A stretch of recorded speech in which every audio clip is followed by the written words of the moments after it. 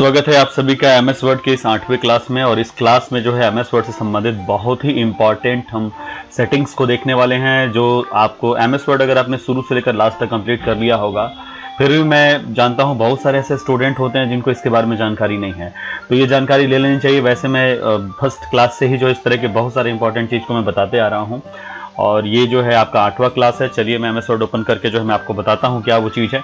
Window are press करके मैंने windward इसमें लिख दिया। विनवर्ड जो है एमएस वर्ड का रन कमांड होता है और एमएस वर्ड ओपन हो चुका है। तो मैं आपको बताने वाला हूँ, देखिए जब कभी भी आप किसी भी टूल पर माउस लेकर के जाते हैं तो उस टूल से रिलेटेड जो है आपको बहुत सारी इन्फॉर्मेशन होता है कि वो टूल क्या करता है। जैसे मैं यहाँ पर गया फॉरेन प्रिंटर पर, तो बता रहा है फॉरेन प्रिंटर क्या कर सकता है, ये स्टाइल साइज इफेक्ट कलर को दूसरे टेक्स्ट पर अप्लाई करता है। मैं यहाँ पर बी पर ले गया तो ये मुझे बता रहा है इसके बारे में, जो है बी पर ले गया तो इसके बारे में मुझे बता रहा है कि ये बोल्ड है, इटैलिक है, अंडरलाइन है। लेकिन एक चीज आप ध्यान दीजिए कि ये जितने भी टूल होते हैं, इन टूल्स का जो है शॉर्टकट की भी होता है। तो वो शॉर्टकट की जो है यहाँ पर अगर आप चाहते हैं आपको दिखाई दे, जैसे यहाँ पर लिख कर क्या है, bold, make your text bold, और इसके साथ साथ यहाँ पर शॉर्टकट कीज भी दिखाई दे। अगर किसी भी टूल का शॉर्टकट की है तो वो यहाँ पर दिख जाए। तो वो कैसे हम दिखाते हैं, अभी तो नहीं दिख रहा है, मैं किसी भी टूल पर लेकर के जा रहा हूँ तो नहीं दिख रहा है। देखिए मैं लेकर जा रहा हूँ किसी टूल पर तो मुझे दिखाई नहीं दे रहा है। जैसे मैं इस पे लेकर जा रहा हूँ साइज पर, यहाँ पर लेकर जा रहा हूँ तो नहीं दिखाई दे रहा है। ठीक है, तो कैसे दिखे, ये कैसे हो पाएगा, जो है कैसे वो विजिबल हो पाएगा, आइए मैं आपको बताता हूँ। उसके लिए आपको क्या करना पड़ेगा, अल्ट F3 प्रेस करिएगा। अल्ट F3 प्रेस करेंगे आप वर्ड ऑप्शन में आ जाएंगे। वर्ड ऑप्शन में आने के लिए आप जो है फाइल पे क्लिक करके सबसे नीचे जो ऑप्शन दिया है इस पर भी क्लिक करेंगे, वर्ड ऑप्शन आ जाएगा। उसके बाद से यहाँ पर जो है आपको ईज ऑफ एक्सेस दिया हुआ है, इस पर आप क्लिक करिएगा और यहाँ पर जो इस ऑप्शन पे आपको आना होगा, यहाँ दिया हुआ है कि शो शॉर्टकट की इन स्क्रीन टिप्स। जैसे ही आप इस पे जो है चेक कर देंगे, चेक करके और ओके कर लेंगे, तो उसके बाद से ध्यान दीजिए यहाँ पर शो शॉर्टकट कीज इन स्क्रीन टिप, उसको चेक करिए और उसके बाद ओके करिए। अब आप जो है किसी भी टूल पर जाइए, जिसमें बी पर गया, आप देखें यहाँ पर उसका शॉर्टकट की भी वहाँ पर Ctrl+V शो करके आ रहा है। मेटैलिक पे गया, इसका शॉर्टकट की Ctrl+I लिख करके आ रहा है। फॉरेन प्रिंटर पे गया तो इसका शॉर्टकट की लिख करके है Ctrl+C और Ctrl+V। तो इस प्रकार से जो है किसी भी टूल पर जाएं और उसका अगर शॉर्टकट की है तो आपको शॉर्टकट की देखिए Ctrl+P जो है साइज इंक्रीज करने का होता है, साइज बढ़ाने का, घटाने का। तो ये शॉर्टकट कीज आपको दिखने लगता है। तो आप जो है जब कभी भी आप चाहते हैं कि टूल के साथ साथ शॉर्टकट की भी, टूल के बारे में जो आपको स्क्रीन टिप मिल रहा है उसके साथ साथ उसके शॉर्टकट की भी आपको जानकारी मिले, तो आप इसे ऑन कर सकते हैं। सेटिंग्स को आप देख सकते हैं, ये जो है बड़ा ही यूजफुल जो है सेटिंग्स होता है। चलिए हम अब अगले जो है टूल की बात करते हैं। जब कभी भी हम कुछ भी लिखते हैं, जैसे मैं गया और रैंडम कमांड से यहाँ पर मैंने कुछ टाइप कर दिया, मैं जाकर के यहाँ पर 50 पैराग्राफ में ले रहा हूँ, एंटर प्रेस कर दे रहा हूँ। मैं Ctrl+A से सेलेक्ट ऑल कर लिया, Ctrl+Shift से मैंने इसकी साइज बढ़ा ली और Ctrl+J से मैंने इसको जस्टिफाई कर लिया, दोनों तरफ जो है अलाइन को मैंने जस्टिफाई कर लिया, दोनों तरफ पैराग्राफ मेरे इक्वल हो गए। अब जब कभी भी आप कुछ कर रहे हैं, तो जैसे मान लीजिए मैंने एंटर प्रेस किया या फिर बैक स्पेस किया, कैंसिल किया, तो अगर इस जगह पे आप जो है नोटिफिकेशन, मतलब साउंड आप चाहते हैं, जो कुछ भी आप कर रहे हैं उससे संबंधित आप जो साउंड चाहते हैं, साउंड टिप चाहते हैं कि आप क्या कर रहे हैं उससे रिलेटेड जो है आपको साउंड सुनाई दे, ठीक है, तो वो चीज भी आप यहाँ पर इनेबल कर सकते हैं। आइए मैं आपको दिखाता हूँ। उसके लिए फिर से आपको अल्ट F3 प्रेस करके वर्ड ऑप्शंस में जाना होगा और यहाँ पर ईज ऑफ एक्सेस में आइए और यहाँ पर जो है आपको ऑप्शन मिल जाएगा प्रोवाइड फीडबैक विद साउंड। ये जो ऑप्शन आपको दिख रहा है बस इस पे आप चेक कर दीजिए। चेक कर देंगे, यहाँ पर जो है साउंड के कुछ ऑप्शन है, मॉडर्न और क्लासिक, इसमें से कुछ भी चूज कर लीजिए। बाय डिफॉल्ट मॉडर्न होता है, मॉडर्न मैंने यहाँ पर ले लिया। अब उसके बाद से मैं ओके कर दूंगा। ओके कर लेने के बाद से जो है मैं यहाँ पर जाऊंगा और यहाँ पर जाने के बाद से जो है मैं यहाँ पर, जैसे मान लीजिए मैं ये देखिए मैं यहाँ पर स्किप बटन प्रेस कर रहा हूँ। स्किप बटन प्रेस कर देने के बाद से जो है मैं चल रहा हूँ और मैं किसी भी वर्ड वगैरह को जो है यहाँ पर नेक्स्ट कर रहा हूँ। तो ये सब चीज़ें जो है मैं, ये देखिए मैं एंटर कर रहा हूँ तो ये साउंड मुझे सुनाई दे रहा है, एक नोटिफिकेशन साउंड आपको यहाँ पर मिल जाता है। तो इस तरह की जो है आप टूल्स को यूज़ कर सकते हैं। अगर आप जो है जा रहे हैं कुछ भी यूज करेंगे तो इस तरह के नोटिफिकेशन साउंड आपको मिलेंगे। कीबोर्ड्स के बटन प्रेस करेंगे तो उसके अलग आपको नोटिफिकेशन साउंड आपको यहाँ पर देखने को मिल जाते हैं। ठीक है, तो ये एक छोटा सा टूल है जिसका आप यूज कर सकते हैं। चलिए हम अपने तीसरी चीज को जानना चाहते हैं। तीसरी चीज ये है कि अगर आप चाहते हैं कि जो भी डिसेबल्ड एरर है, डिसेबल्ड एरर क्या होता है, तो अभी तो मैंने जो है रैंडम कमांड से 50 पैराग्राफ लिए हैं और कंप्यूटर की तरफ से जो है पैराग्राफ पहले से लिखे रहते हैं, वही पेज पर आ जाते हैं, इंसर्ट हो जाते हैं, तो इनमें कुछ गलतियां नहीं है। लेकिन इनमें भी जो है आपको अगर ये देखना है कि कुछ ना कुछ मिस्टेक्स हैं, जो हो सकता है जिस किसी व्यक्ति को पढ़ने में दिक्कत हो तो उसे प्रॉब्लम हो सकती है इस चीज़ों को पढ़ने में, तो इस तरह के जो एरर होते हैं उसे हम डिसेबल्ड एरर कहते हैं। तो अगर इस तरह के डिसेबल्ड एरर को देखना चाहते हैं जो कि ग्रामर और स्पेलिंग एरर से अलग होते हैं, अगर उन एरर को अगर पकड़ना चाहते हैं तो आप डिसेबिलिटी एरर को आप यहाँ पर फाइंड आउट करने वाले ऑप्शन को इनेबल कर सकते हैं। वो क्या करता है, वो ये बताएगा कि जो है जैसे मान लीजिए आपने 50 पैराग्राफ लिख दिया, मैंने 50 पैराग्राफ इंसर्ट किया था, 50 पैराग्राफ लिख दिया, तो ये बताएगा कि जो है इसमें आपने हेडिंग नहीं दिया। हेडिंग का मतलब ये होता है कि आप कोई भी 50 पैराग्राफ लिख दे रहे हैं और आपने एक हेडिंग भी नहीं दिया कि आप किस टॉपिक के बारे में लिख रहे हैं। तो हेडिंग होना चाहिए, सब हेडिंग होना चाहिए। या फिर आपने जाकर के कोई पिक्चर इंसर्ट कर दिया, मैं चलता हूं और मैं एक पिक्चर इंसर्ट कर दे रहा हूं। हमने जो है यहाँ पर एक पिक्चर इंसर्ट कर दिया। अब पिक्चर तो इंसर्ट कर दिया लेकिन हमने इसका अल्ट डिफाइन नहीं किया। अल्ट क्या होता है, तो किसी इमेज के बारे में बताना कि इमेज एक्चुअली है क्या, क्या कर रहा है। तो आपने इमेज के बारे में कुछ बताया ही नहीं है कि ये इमेज एक्चुअली कर क्या रहा है। तो ये सब तमाम चीज़ें जो है आप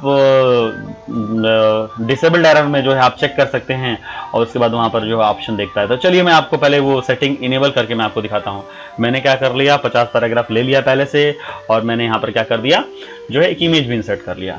अब चलते हैं अल्ट F2 प्रेस करेंगे। अल्ट F2 प्रेस कर लेने के बाद फिर से ईज ऑफ एक्सेस पे जाइए और उसके बाद यहाँ पर आने में सबसे ऊपर दिया है keep accessibility checker running while I work. इसको आप जो है चेक कर दीजिए, ओके कर दीजिए। ओके कर देने के बाद इसको सेव कर लीजिए। कंट्रोल एस से मैंने इसको मैं डेस्कटॉप पे सेव कर ले रहा हूँ। जो भी नाम दिया है इसको नाम सेव कर ले रहा हूँ।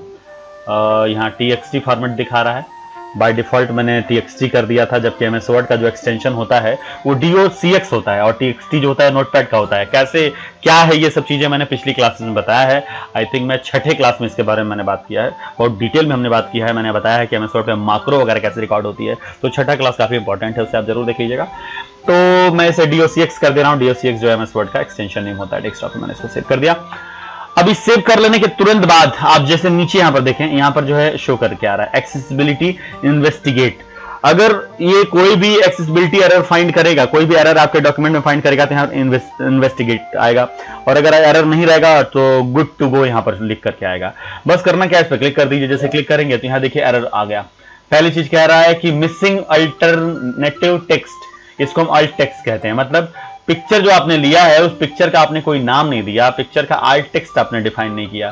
तो भाई इसको डिफाइन करिए, कैसे डिफाइन होता है। तो पिक्चर पे क्लिक करिए। जैसे पिक्चर पे क्लिक करेंगे ऊपर जो है आपके सामने यहाँ पर फॉर्मेट खुल करके आ जाता है। देखिए जैसे मैं पिक्चर पे क्लिक कर रहा हूँ, क्लिक करते ही ऊपर फॉर्मेट मेन्यू खुल गया और यहीं पर यहाँ पर अल्ट टेक्स्ट लिख करके आया। देखिए यहाँ पर अल्ट टेक्स्ट, इस पे क्लिक करिएगा।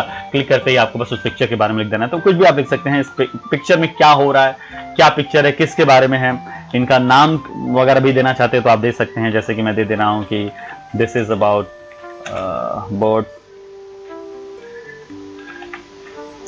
तो ऐसे मैंने लिख दिया। लिख करके मैं जैसे ही लिखूंगा तुरंत जो है आप देखें यहाँ से जो पिक्चर करके जो एरर था वो खत्म हो गया, इमेज का एरर जो है खत्म हो गया। अब आगे देखिए कह रहा है कि इमेज और ऑब्जेक्ट नॉट इन लाइन। अब एक और एरर आपको दिखा रहा है कि नॉट इन लाइन क्या होता है। तो नॉट इन लाइन का मतलब इस पे आप क्लिक करिए और यहाँ पर जो है आइकन आपको एक शो कर रहा है, लेआउट ऑप्शन, इस पे क्लिक करिए और यहाँ पर इन लाइन यहाँ दिख रहा है, ये इन लाइन कहते हैं। इन लाइन पे जैसे आप क्लिक करेंगे देखिए वो भी एरर यहाँ से चला गया है ना। तो इन लाइन था, इन लाइन को में आप, तो ये सब एरर होते हैं। फिर भी अभी यहाँ पे एक और एरर दे रहा है कि नो हेडिंग इन डॉक्यूमेंट। कह रहा है कि आपने इतना सब लिख दिया और इसका एक हेडिंग तक नहीं दिया। तो चलिए सबसे ऊपर हम हेडिंग दे दे रहे हैं। यहाँ पर जाकर मैं एंटर कर दिया और मैं इसका हेडिंग दे दे रहा हूँ कुछ भी, जैसे मैं लिख दे रहा हूँ अबाउट बोट्स। जिस भी टॉपिक पे आप लिखेंगे तो क्या ये लिख देने से हेडिंग हो गया? नहीं, इससे हेडिंग नहीं हुआ। आप लिख दीजिए, देखिए तभी भी एरर नहीं गया। हेडिंग तब होगा जब आप इसको सेलेक्ट करके या होम मेन्यू में आइएगा। होम मेन्यू में स्टाइल जो दिख रहा है ना, स्टाइल में normal, no spacing, heading 1, heading 2, title, इनमें से हेडिंग और हेडिंग 2, हेडिंग 1 और हेडिंग 2 में से किसी में से भी आप एक स्टाइल को बस सेलेक्ट कर लीजिए। जैसे मैं गया सेलेक्ट कर लिया, सेलेक्ट करते ही देखिए यहाँ से एरर खत्म हो गया। सारे के सारे एरर अभी तक के जितना मैंने लिखा था उसमें जो भी एरर आए थे वो सब के सब खत्म हो गए और यहाँ पर आपके सामने मैसेज आ जाता है, no accessibility issue found, people with disabilities should not have difficulties reading this document. यानी जिसको भी डिसेबिलिटीज एरर होगा उसको इस डॉक्यूमेंट को पढ़ने में दिक्कत नहीं होगी। साथ ही नीचे भी देखिए यहाँ पर इन्वेस्टिगेट आ रहा था, अब यहाँ पर लिखा रहा है गुड टू गो। अब ये सही, अब आगे बढ़िए, आगे बढ़ेंगे। आगे भी कुछ इस तरह के एरर आएंगे डॉक्यूमेंट में जो स्पेलिंग और ग्रामर से अलग होते हैं, तो उस तरह के भी एरर को ये आपको बता देता है। तो काफी इंपॉर्टेंट सेटिंग्स हैं, इसके बारे में एकदम आपको जानना चाहिए। इसके बारे में जो है आपको जरूर प्रैक्टिस करना चाहिए। डॉक्यूमेंट को एकदम प्रूफिंग बनाता है, एररलेस बनाता है, जिसमें मिस्टेक्स और एरर कम होती हैं। एरर जो है एक्यूरेसी होनी चाहिए डॉक्यूमेंट में, वो सब इन टूल्स की मदद से जो है आप अपने डॉक्यूमेंट का बढ़ा सकते हैं। तो इसी तरीके से चलिए हम आगे की चीजों को भी देख लेते हैं। फिर से हम अल्ट F2 प्रेस करते हैं। अल्ट F2 प्रेस करके ईज ऑफ एक्सेस में चलेंगे तो यहाँ पर आने के बाद से जो है क्या चीजें हैं आपके सामने, यहाँ पर जो है एक ऑप्शन दिख जाता है। क्या दिख जाता है? Show the start screen when this application start. ये क्या होता है? तो ये show the start screen when this application start, ये यहां पर भी है। और यही सेम चीज जो है, अगर आप ध्यान से, अगर आपको याद होगा पिछली क्लासेस आपने देखा होगा, तो जनरल मैंने आपको बताया था, वही सेम चीज यहां पर भी दिया रहता है, show the start screen when this application start. तो वो यहां पर भी जनरल में भी है और यहां पर ईज ऑफ एक्सेस में भी जो है आपको यहां पर मिलेगा कि show the start screen when the application start. ये होता क्या है, तो मैं आपको बता दे रहा हूं कि जैसे मैं इस डॉक्यूमेंट को क्लोज करता हूं, मैंने इसे क्लोज कर दिया और मैं एक फ्रेश डॉक्यूमेंट ओपन करता हूं। जब भी हम फ्रेश डॉक्यूमेंट ओपन करते हैं तो ओपन करते ही देखिए मेरे सामने जो है डायरेक्ट क्या आ रहा है, तो ये पेज आ जा रहा है। क्या पेज आ जा रहा है, तो जिस पे आप काम करते हो। मेरे सामने क्या नहीं आया, तो एक फाइल का ऑप्शन आता है जहां पर आप जाते हैं, ढेर सारे टेम्पलेट्स होते हैं एमएस वर्ड के, उसके बाद आप ब्लैंक डॉक्यूमेंट पे क्लिक करते हैं, तब आपका ये मेन पेज दिखता है। तो जब आप उस ऑप्शन पे जाएंगे, किस ऑप्शन पे, तो अल्ट F T करके मैं चलता हूं और मैं चलता हूं ईज ऑफ एक्सेस पे। और अगर आपने इसको चेक कर दिया, इसको अगर आपने चेक कर दिया तो क्या होगा, डायरेक्ट एमएस वर्ड का पेज ओपन नहीं होगा। जब भी आप एमएस वर्ड ओपन करेंगे, मैं इसको क्लोज करता हूं और एमएस वर्ड को मैं ओपन करता हूं, एमएस वर्ड को मैं ओपन कर रहा हूं। अब देखिए डायरेक्ट पेज ओपन नहीं हो रहा है, क्या ओपन हो रहा है मेरे सामने, ये सबसे पहले इसका रिसेंट, ये सब टेम्पलेट्स हो रहे हैं। ये टेम्पलेट्स आपको जो दिखाई दे रहा है, कैसे यहां दिखाई दे रहा है, इसके बारे में भी मैंने आई थिंक छठे क्लास में ही बताया है, तो उसमें जाकर के देख लीजिएगा। ये सब चीजें एक्सटेंशन होते हैं, .dotm करके इसका एक्सटेंशन नेम होता है, क्या है ये सब आपको उसमें पता चलेगा। तो ये चीज आपको शो करेगा और फिर उसके बाद से जब आप यहां पर ब्लैंक डॉक्यूमेंट पे क्लिक करेंगे तब आपके सामने एमएस वर्ड का मेन पेज आएगा। तो इसको अगर आप हटाना चाहते हैं तो आप उसको वहां से अनचेक कर सकते हैं, अल्ट F T प्रेस करके जाइए और उसके बाद से ईज ऑफ एक्सेस में जाकर के और इसको show the start screen when this application start, इसको आप अनचेक कर दीजिए, ओके करिए। उसके बाद जब भी आप एमएस वर्ड ओपन करेंगे, देखिए मैं फिर से ओपन करके दिखा रहा हूं, डायरेक्ट हमारा पेज आ गया। तो आपने इसे भी समझ लिया कि जो है उसका क्या यूज है। और इसको जो आप इनेबल डिसेबल यहां से भी कर सकते हैं, ईज ऑफ एक्सेस से भी यहां से कर सकते हैं। प्लस अगर आप जनरल में जाएंगे, जनरल में आप नीचे आइए, नीचे आने के बाद से यहां से भी जो है show the start screen when this in दोनों में से किसी भी एक जगह से आप चेक या अनचेक करेंगे, दोनों जगह पर ये काम करता है, दोनों जगह पर चेक अनचेक हो जाता है। आपने इन चीजों को देख लिया किस तरीके से ये काम कर रहा है। अब मैं आपको जो है बता दे रहा हूं, जैसे मान लीजिए यहाँ पर एक टूल दिया हुआ है, एक टूल को आप जरा समझ लें कि यहाँ दिया हुआ है कि expand all heading when opening a document. ये क्या चीज होता है, तो आइए जरा इसको भी समझ लीजिए, बड़ा इंपॉर्टेंट ये भी है। मैंने क्या किया कि जैसे कुछ मैटर मैं यहाँ पर लिख ले रहा हूं, ठीक है, मैं यहाँ पर is equal to RAND random से मैं यहाँ पर 5 पैराग्राफ ले रहा हूँ, ठीक है, 5 पैराग्राफ मैंने ले लिया, ठीक है, कंट्रोल इसे साइज तो बड़ी है, जस्टिफाई कर ले रहा हूँ और मैं इसका एक हेडिंग दे रहा हूँ। मैंने इसका यहाँ पर हेडिंग दे दिया, मैं इसको दे रहा हूँ हेडिंग वन या जो भी नाम वगैरह देना। हेडिंग 1 देने के बाद से आपको हेडिंग देने के लिए यहाँ पर क्लिक करना पड़ेगा, होम मेन्यू में आइए और स्टाइल टूल बॉक्स में यहाँ पर हेडिंग 1 आपने दे दिया। अब जैसे ही आप हेडिंग दे देते हैं तो आप देखें ये जो क्या दिया है, ये यहाँ पर एक एरो दिख रहा है। इससे क्या होता है ना कि ये जो इसके अंदर जितना भी मैटर है, इस हेडिंग 1 के अंदर आपने जितना भी लिखा है, ठीक है, तो वो यहाँ पर जैसे इस पे क्लिक करेंगे वो सब का सब इसके अंदर क्या हो जाएगा, कोलैप्स हो जाता है इसी के अंदर। फिर आप दोबारा इस पे क्लिक करेंगे तो एक्सपेंड होगा, ये हेडिंग 1। इसके बाद फिर मैं नीचे गया और नीचे जाकर के मैंने हेडिंग 2 दे दिया, हेडिंग यहां पर मैंने दे दिया 2 और इसको मैंने सेलेक्ट करके यहां से हेडिंग 1 अप्लाई कर दिया। अब यहां जब मैं क्लिक करूंगा तो ये इसके अंदर आ जाएगा, यहां जब मैं क्लिक करूंगा तो इसके अंदर जो है वो, तो इस तरीके से 2 हेडिंग हो गए, है ना। अब मैंने इसको सेव कर दिया, क्या कर दिया मैं इसको डेस्कटॉप पे जाकर के और इसको किसी एक नाम से मैं सेव कर दे रहा हूं। तो मैंने यहां से इसको डेस्कटॉप पे सेव कर दिया। अब मैं इसको ओपन करता हूं, मैं चलता हूं और हेडिंग वाले को मैं डबल क्लिक करके मैंने इसको ओपन कर दिया। ओपन करने पे आप देखें ये क्या हो रहा है, मैंने तो उन सबको वहां पर कोलैप्स किया था, लेकिन ये एक्सपेंड होकर क्यों खुल रहा है, मतलब मैंने इस तरह से कोलैप्स कर दिया था लेकिन एक्सपेंड होकर क्यों खुल रहे हैं, उसी सेटिंग की वजह से। अल्ट F T करके हम उस सेटिंग पे चलते हैं, कहां पे, ईज ऑफ एक्सेस पे है।